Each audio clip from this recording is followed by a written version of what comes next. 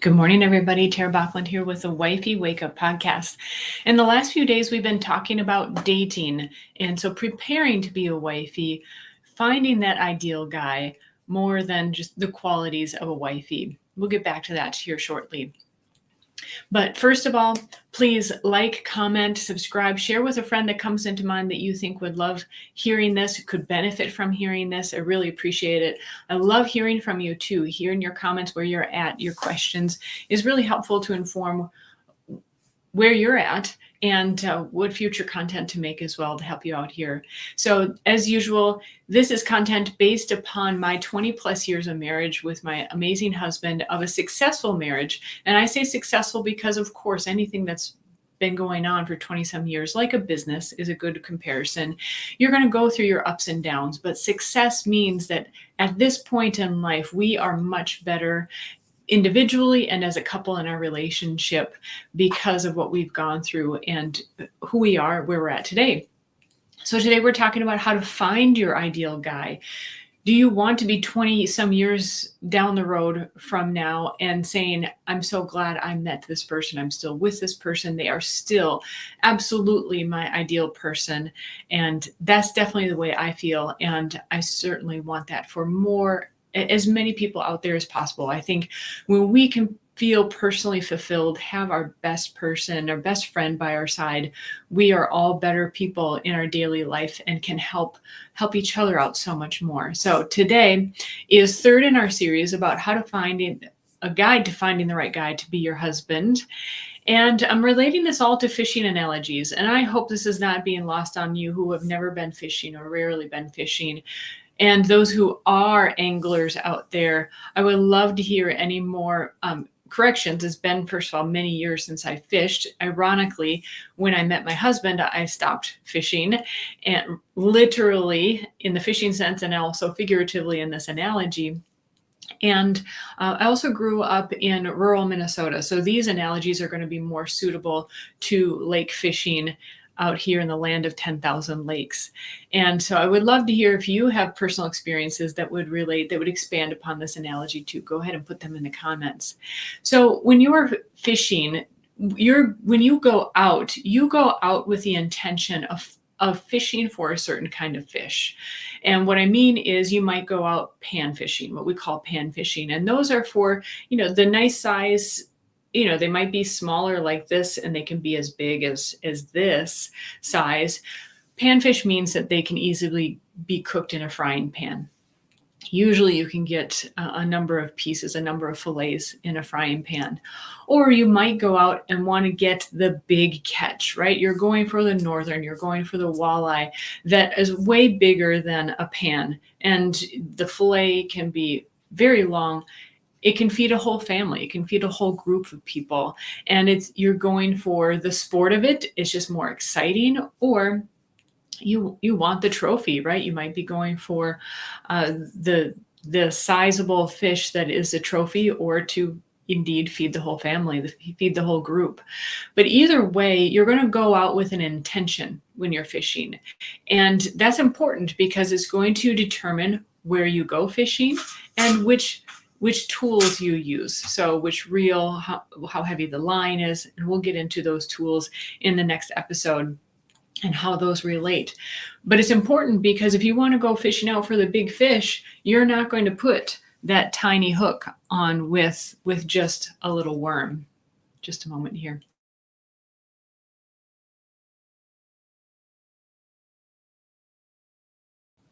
If you want the big fish, you're going to choose that fancy tackle and or a large piece of live bait. And you're going to go in deeper waters. You're going to go to probably a certain lake that is known for that type of fish. And same with dating. You want to make sure that you are going to the right place and using the right tools so that you're more likely to catch the type of catch that you want. And this is often so overlooked. I think that, women are upset because they keep getting the catfish, and the local catfish here that's just notoriously in the lakes is called a bullhead. And I talked about it in earlier episodes. It's ugly. It can sting you. It often will swallow your hook and bait. You often have to cut the line. It takes extra time, and it's precarious handling this fish. And, some people eat them, depends on where they were fished from, but normally it's not a great catch. And they just take your time and resources, right? So that's where the term catfished came from. You're hoping for something else. You cast your line out for that beautiful sunfish, and you get a bite, and you can feel it. It's very vigorous on the line. You get excited. You're like, oh, it's a big one, and you bring it up, and it's ugly bullhead that takes you 10 times longer to take off the hook, if you can even do that. And you could get stung in the process, and it just is a hassle. So I think you can all relate to that, right? And you don't want to keep catching those catfish. But the thing is, you've got to go, and you have to make the extra effort to go. It can't just be convenient. You may have to go specifically where the type of catch you want to catch is more likely to be. And so I break this into 3 categories. Are you satisfied if you keep catching the catfish? That's one category. But consider the panfish. The panfish they're very prevalent. They're relatively easy to catch. You can still feed a whole family with them. They have fins, but they're not going to sting you. They're enjoyable. You can go out on the dock. You can be in a boat. You can relatively easily catch them. You don't need a whole lot of fancy equipment. Or you can aim for that trophy fish, the big catch. And, it's very exciting. All the oohs and ahs. You can take the pictures, and, you can, with one fish, can feed a whole family with the one fish. But you might go out the whole day and have spent $100 in new tackle and live bait, and, just to go out for the whole day, and you might not catch anything. Not only you might not catch the catch, you might not catch anything. And so not only am I emphasizing here that you want to make sure you're going to the correct location to catch what you want to catch. First of all, you need to know what you're aiming for. 2, you have to go to the right locations. And 3, what was the third one? Just know your odds, what you're more likely to get. If you're just casting your line wherever, if you're on the local bridge and you're casting your line out there, and there's just a body of water underneath, you're more likely to catch a bullhead, and at best a sunfish or perch. And so just know that, if you don't put the effort into going to where you want to catch the good catch, you are what you're likely to get. Now, if you're out on the dock and, you're out a little bit further, so the dock takes you out a little bit further, and it's a lake, it's an area known for panfish, you're more likely, and you're using, of course, the tackle and so forth, the bait for the sunfish, you're more likely to catch the sunfish.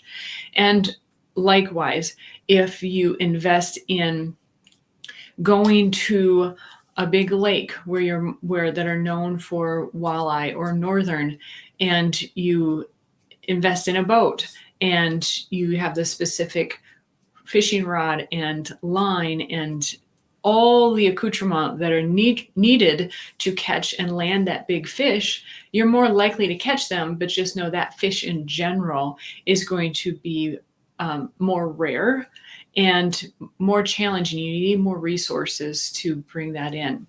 And so as a part of this, what I want to emphasize also is that the panfish here is so prevalent, and there's nothing really wrong with the panfish. You have to catch more of them to feed a family, but they are just, depending on how they're cooked, they're just as good as a big walleye, sometimes even better, because the bigger a fish get, it can kind of get old, depending on the time of the year, from what I recall.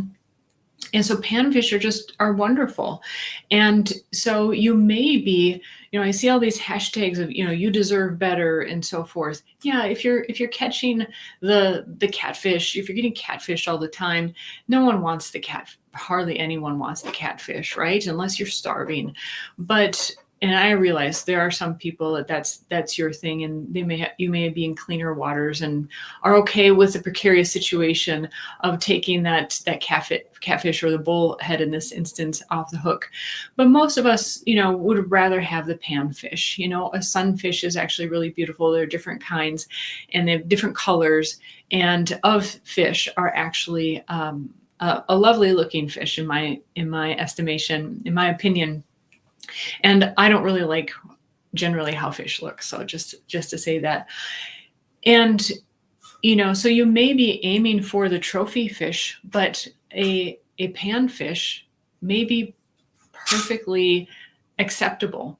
And I would not overlook them. You might be, fishing off the bridge and occasionally getting a panfish and realizing, yeah, I do deserve better. But just go where you're more likely to find that quality. And of course, the analogy here is of a man. If you're just, meeting someone, I think at the bar is a good example. I wasn't old enough to drink at the point that I met my husband anyways, but I just somehow knew that if I was to meet someone, it had to be in an environment that I was already interested in the topic, right? That it wasn't at a bar. Just to me, that's not where you find. I mean, the people may be serious in life, but they're usually trying to let loose, and you get all kinds of people at particularly a bar and a club. If you're really looking to be a wifey and you want a quality husband, you want to look in the areas where you find the type of person that you're looking for. And if you're just going to fish off the bridge and whatever's there is there, I mean, to me, that's the equivalent of a bar, a club, and so forth. But you want to specifically go where the type of catch that you want to catch hangs out.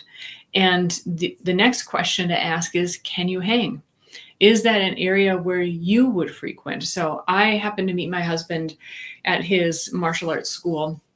It was not my intention to be finding a guy or a husband at that point, but that's kind of the beauty of it, and the secret to the success as well is sometimes when you're not specifically looking, you're in your more natural state, and you find that person. And my cat is in the blinds here chasing after a fly, so that's what that noise is. And when you're just living life, you're more likely to run into the people that jive with you, that are into the things that you're into, and therefore match up with your values, goals, and desires. And if that is a bar or club, that's where you're at. And that's what I'm implying here, is to raise your level, raise your standard, that you're not going to go fishing. You're not even going to be on the bridge. You're going to specifically go find that dock, rent a boat, or somehow get into the areas of where the men are that you think are of a level that you really are capable of being with. I'm not even going to say deserve, want to be with, but who are you capable of hanging with? And therefore, being in the environment, also you'll realize, do you have what it takes to be with this kind of person? It's important here. I want to emphasize, I see a lot of hashtags and comments about you deserve better, you can do it. And believe me, I'm absolutely about self-worth, self-confidence, but also you have to be very real with yourself. And the reality being, can I hang? And when you put yourself in that environment where this person, this ideal catch is, you'll find out if you can handle the waves, if you can handle, even when they're on the line, can you handle bringing them in? Can you handle landing the big catch? And that's really important for your long-term success in your relationship. So there's a number of things wrapped up in this episode that I hope you can really extract, because it's very important that, in order to no longer be catfished or no longer just catch lower level, what you don't think is a high enough level catch for you, there are some changes you obviously need to make. Where are you going to fish, so to speak? And are you ready? Are you capable of, do you have the skill level? Do you have the resources to bring in that level of catch? And not only catch them, but keep them long term. So I'm emphasizing self-accountability here as well. There are flying fish that will land in your boat, but they are not necessarily the fish that you want to keep, or will stick around with you. They might just just as easily hop right out of the boat. And so I encourage you really to think about these things, especially if you're having difficulties in the dating realm, using this analogy to help see the situation from a different angle. That can be so incredibly helpful. And again, I welcome you to put your questions, comments in the chat. And tomorrow's episode will be more on the skill that may be needed to enhance to bring in your ideal catch. And also remember, women are just notorious for creating this long list of criteria that they want in a man. And especially the longer your life goes on, it seems like that list grows. But don't overlook the sunfish. The beautiful, typical, common sunfish can be so satisfying. And just don't overlook it. Who are the sunfish in your life? Okay? Take care, everybody. We'll see you next time with the next episode on the skills that you need to bring in the catch, and especially to not keep getting catfished. And again, would love to hear from you. Make sure to like, subscribe, share. Thank you so much. Have a wonderful day, everybody. Bye-bye.